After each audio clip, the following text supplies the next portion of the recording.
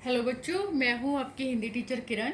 आज हम करेंगे कक्षा 7 का पाठ आरी बरखा, जो एक कविता है और जिसके लेखक हैं डॉक्टर राकेश कुमार बब्बर। तो चलिए कविता शुरू करते हैं। आरी बरखा। अच्छा बेटा, साथ साथ में आपको इनके जो कठिन अर्थ हैं उनके सरल अर्थ भी बताते जाऊंगी, जो आपने अपनी बुक के ऊपर ध्यान से लिख लेने हैं। तो बरखा यहाँ पर बारिश को कहा गया है, वर्षा को कहा गया है। आरी बरखा, इस तपती धरा पर अपना शीतल जल बरसा।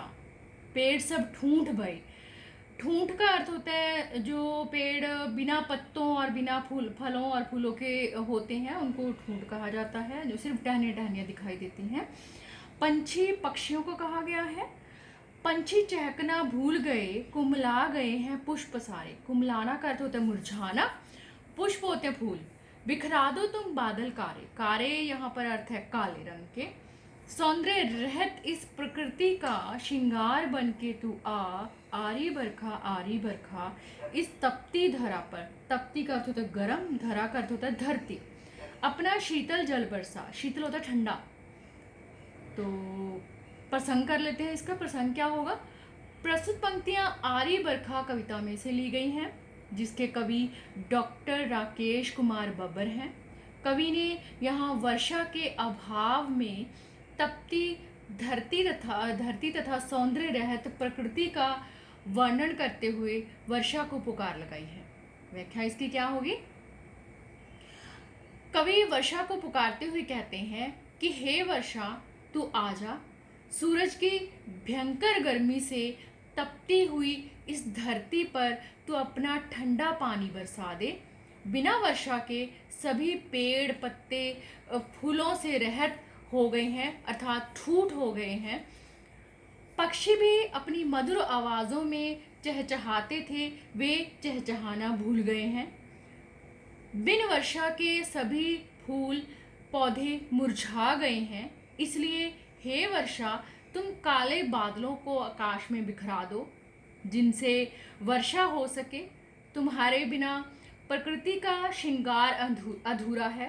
अतः तुम प्रकृति का श्रृंगार बनकर आ जाओ और भयंकर गर्मी से तपती हुई धरती पर अपना ठंडा जल बरसा दो।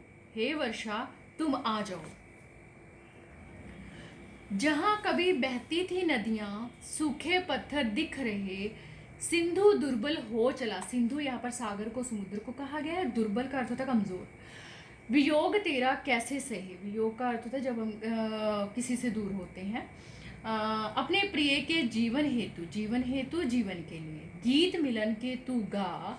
आरी बरखा, इस तपती धरा पर अपना शीतल जल बरसा। प्रसंग इसका क्या होगा?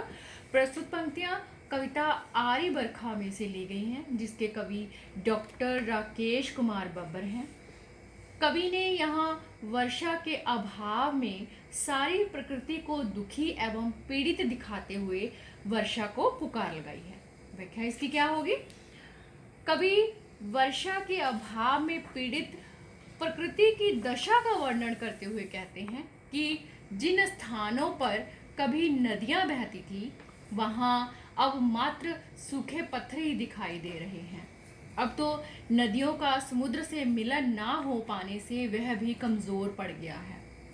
उससे अब नदियों का वियोग सहा नहीं जाता। इसलिए हे वर्षा, तू अपने प्यारे समुद्र से मिलने के लिए मिलन के गीत गा और वर्षा की बूंदों के रूप में वर्षा करके इस तपती हुई धरती को ठंडा कर दो, जिससे चारों ओर भयंकर गर्मी के स्थान पर शीतलता छा जाए। कश्तियां सब बच्चों की तैरने को हैं खड़ी हुई, उधर किसानों की भी आंखें बस तुम्ही पर गड़ी हुई। प्रस्तुत पंक्तियां आरी बरखा कविता में से ली गई हैं, जिसके कवि डॉक्टर राकेश कुमार बब्बर हैं। कवि ने यहाँ वर्षा के अभाव में संपूर्ण लोगों को परेशान दिखाया है। व्याख्या इसकी क्या होगी? कवि वर्षा को संबोधित करते हुए कहते हैं कि बच्चों द्वारा बनाई गई कागज़ की छोटी छोटी कश्तियाँ तुम्हारे आने के इंतज़ार में तैरने के लिए खड़ी हुई हैं। और दूसरी ओर किसान जो हैं वो भी तुम्हारी तरफ उम्मीद भरी नज़रों से देख रहे हैं। उनकी जो नज़रें हैं तुम पर ही लगी हुई हैं, वो तुम्हारी ओर ही देख रहे हैं। खाली पड़ी कोठरियों में अन्न के दाने तू भर जा, आरी बरखा इस तपती धरा पर अपना शीतल जल बरसा। तो कवि इसमें क्या कहते हैं कि जो किसान हैं उनकी जो घरों के कमरे हैं, जो कोठरियां हैं, वो अनाज के बिना खाली पड़ी हुई हैं।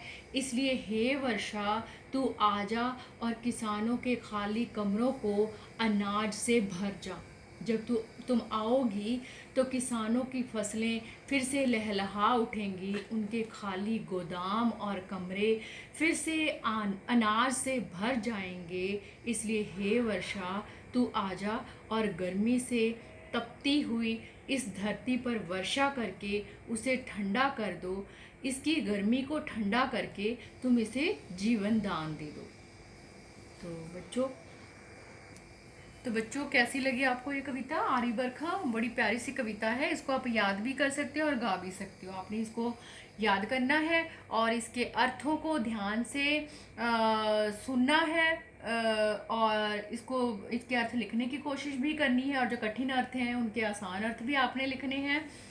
तो बेटा आप मेरे चैनल को, हिंदी कोश को ज़रूर लाइक करें, सब्सक्राइब करें और शेयर भी ज़रूर करें, ताकि दूसरे बच्चे भी इससे लाभ प्राप्त कर सकें।